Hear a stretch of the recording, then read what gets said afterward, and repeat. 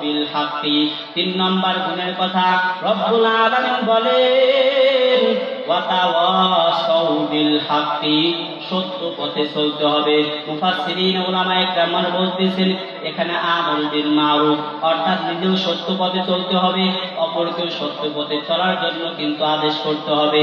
এরে আল্লাহর বান্দা, তুমি নিজেই সত্য পথের মধ্যে চলতেছো, অপরকে সত্য পথে চলার জন্য একটু বিন্দু মাত্র পরিমাণে আদেশ করতেছো না। এরে আল্লাহর বান্দা, আল্লাহ রাব্বুল আলামিন এই আয়াতের দ্বারা এটাই বুঝাইতেছে নিজেও সত্য পথে চলতে হবে, অপরকেও সত্য পথে চলার জন্য আদেশ করতে হবে।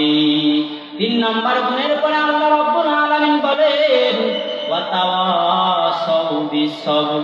আল্লাহ রাব্বুল আলামিন 4 নম্বর গুণের কথা আল্লাহ তাআলা বলতেছেন ওয়াতাওয়াসাউ বিস-সবর। ওসিয়ত থেকে এরে আল্লাহর বান্দা, তোমার ধৈর্য ধারণ করতে হবে। এমন ধৈর্য ধারণ করতে হবে, তোমার সামনে গুনাহ আসতে পারে, পিছনে কিন্তু গুনাহ আসতে পারে, ডানে গুনাহ আসতে পারে, বামে কিন্তু গুনাহ আসতে পারে। এরে আল্লাহর বান্দা, যেদিক থেকেই গুনাহ আসুক না কেন, এরে আল্লাহর বান্দা, তোমারে কিন্তু গুনাহের বিন্দু মাত্র পরিমাণে কিন্তু স্পর্শ করা যাবে না। আল্লাহ রাব্বুল আলামিন বলতেছেন এই 4টা গুণ যেই বান্দার ভিতরে থাকবে, ওই বান্দা কখনো ক্ষতিগ্রস্ত হতে পারে না। কয়টা গুণ? 4টা গুণ যেই বান্দার ভিতরে থাকবে, ওই বান্দা কখনো ক্ষতিগ্রস্ত হবে না। আল্লাহ রাব্বুল আলামিন 4টা গুণের কথা বলেন ইল্লাল্লাযীনা আমানু। 1 নম্বর গুণের নাম হইতেছে ঈমান আনা ওয়া আমিলুস সলিহাত। 2 নম্বর গুণের নাম হইতেছে আমলে সালেহ।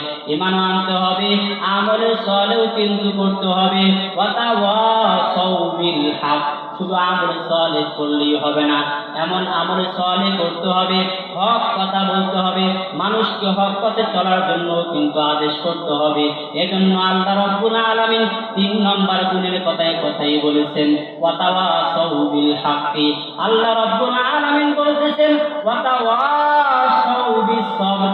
এরে বান্দা, শুধু হক পথে মানুষকে আদেশ করতেছো, হক পথে চলার জন্য বান্দাদেরকে তুমি আদেশ করতেছো। শুধু হক পথেই চললে হবে না, বরং এমন ভাবে চলতে হবে তোমার ডানে বামে পিছনে অনেক শত্রু রয়েছে, অনেক ইহুদি খ্রিস্টানরা রয়েছে। এরে আল্লাহর বান্দা, তাদের চক্রান্তের মধ্যে পড়া যাবে না, বরং আপনার সামনে গুনাহ আসতে পারে। এই গুনার মধ্যে তোমাদেরকে ধৈর্য ধারণ করতে হবে। গুনাহ আসতেই পারে, মানুষ অজান্তে ভুল করতেই পারে, এজন্য সমস্ত প্রকার ভুল থেকে নিজেকে হেফাজত করতে হবে। আর এই 4টা গুণ যদি কোনো বান্দার ভিতরে থাকে, এজন্য বিখ্যাত ইমাম শাফিঈ রাহমাতুল্লাহি আলাইহি বলেছে, যদি কোনো ব্যক্তি সূরাতুল আসরের প্রতি যদি আমল করে, তিনি বলেন আল্লাহ রাব্বুল আলামিন সূরাতুল আসরকে যদি অবতীর্ণ করতেন, আর কোন সূরাকে যদি আল্লাহ তাআলা অবতীর্ণ না করতেন, কিয়ামত পর্যন্ত বান্দারা যদি এই সূরাতুল আসরের আলোকে যদি আমল করে, ইমাম শাফিঈ রাহমাতুল্লাহি আলাইহি বলেন আল্লাহ রাব্বুল আলামিন তাদেরকে জান্নাতের মধ্যে দিয়ে দেন। সুবহানাল্লাহ। আল্লাহ রাব্বুল আলামিন আমাদের সকল